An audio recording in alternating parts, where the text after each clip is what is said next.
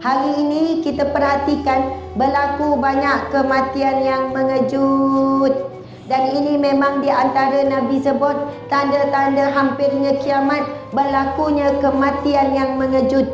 Orang yang sehat, yang kuat, yang bertenaga, tak ada apa-apa sakit, boleh mati dalam keadaan tidur, boleh mati dalam keadaan duduk, boleh mati dalam keadaan berjalan. Kalau makcik-makcik, ibu-ibu, ayah-ayah sekalian, pakcik, tengok dalam YouTube, tak baik saja kematian mengejut.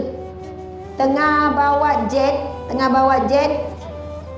berhubung dengan, orang kata apa tu, dengan pejabat, dengan tu, tengah bercakap melalui video, tengah bawa, tiba-tiba mati. Ada pula video kematian yang baik, tengah ceramah, sakit-sakit dada, meninggal dunia. Maksudnya kematian ini boleh berlaku bila-bila masa sesiapa sahaja. Kita pun tak mustahil kematian mengejut. Tapi kalau kita mati mengejut dalam keadaan yang baik, insya-Allah ia tetap husnul khatimah. Dan antara hadis Nabi SAW, barang siapa yang menempuh perjalanan ke majlis ilmu, menuntut ilmu, dia sedang berjihad di jalan Allah. Maka barang siapa yang meninggal dunia dalam keadaan dia sedang belajar, sedang dalam perjalanan, apa-apalah yang melibatkan majlis ilmu, maka dia dikira mati syahid kerana dia sedang menempuh jalan jihad. Apa maksud mati syahid? Syahid asal perkataan syahadah tu. Lepas tu syahadah melihat, syahid dilihat, disaksikan, dia mati husnul khatimah. Allahu Akbar. Kita semua nak husnul khatimah. Di mana kita mati, bila kita mati, bagaimana kita mati, itu rahsia Allah. Memang penting kita nak tahu, tapi yang lebih penting adalah bagaimana kita hidup. Imam Syafi'i sebut, sebagaimana kita hidup, begitulah kita mati. Kalau kita hidup mencintai drama, suka now tengok drama, takut mati tengah tengok drama. Kalau hidup suka sangat shopping, kejap shopping, takut meninggal dalam keadaan perjalanan nak pergi shopping ataupun tengah shopping. Kalau hidup suka sangatlah hiburan, mati tengah berhibur. Tapi mudah-mudahan kita diberikan Allah kematian yang husnul khatimah. Kita suka hadir majlis ilmu, kita suka berzikir, mati dalam keadaan berzikir. Kita suka baca Quran, mati dalam keadaan membaca Al-Quran. Kita suka solat, mati dalam keadaan sujud solat dan sebagainya. Sebab itu jangan fikir di mana, bila, bagaimana, tapi fikirlah bagaimana kita hidup tinggal sisa-sisa baki ini, kerana bagaimana kita hidup, begitulah keadaan kita saat mati nanti. Allahu Akbar. Ada satu kisah benar. Seorang sahabat saya, kawan jugalah, saya kenal tak berapa kenal sangat, tapi saya jumpa dalam majlis ilmu. Masa tu saya pun hadir kuliah tersebut. Ada tok guru datang, kemudian saya duduk sebelah dia.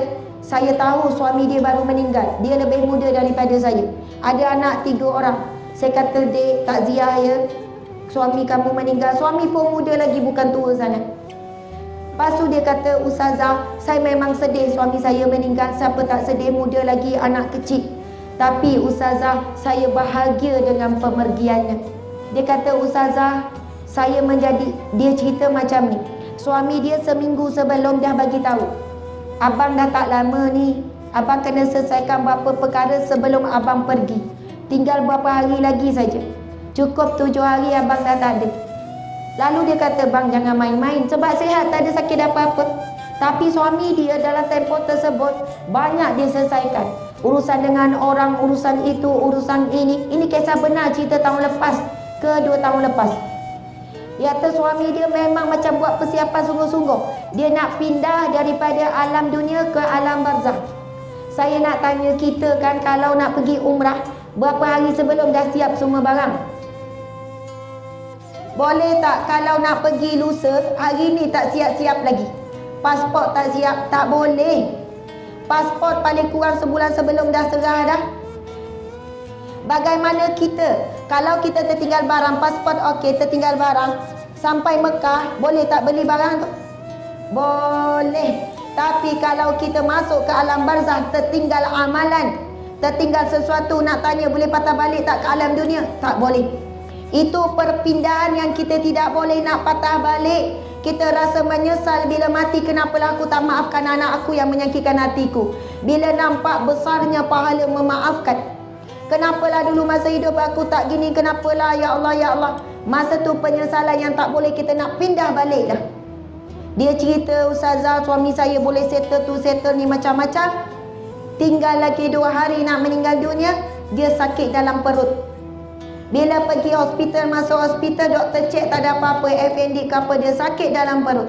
Dan hari tepat pada hari Jumaat yang barakah, cukup 7 hari suami meninggal dunia, dalam keadaan saya jadi saksi, dia mengucapkan kalimah syahadah dengan sempurna. Allahu Akbar. Dan memang disebut dalam hadis Nabi SAW, antara kematian usul khatimah tanda-tandanya adalah mati kerana sakit perut. Kalau sakit perut ada penyakit lain tu cerita lain. Ini tak ada sakit apa-apa, sebab Allah nak jadikan asbab untuk dia meninggal dunia, dijadikan dia sakit perut. Kita bila dengar kematian yang begitu indah begini, soalannya dia tahu dia nak berpindah alam, dia buat persiapan. Sebab itu dia pergi dalam keadaan tenang, tak ketakutan, sebab dia dah siap awal-awal. Kita akan tanya apa amalan suami.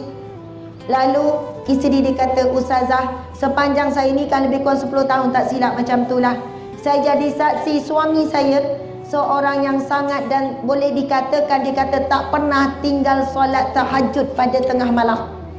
Kita biasa hujung malam lah bangun awal sikit. Suami akan bangun di tengah malam ketika semua orang tidur.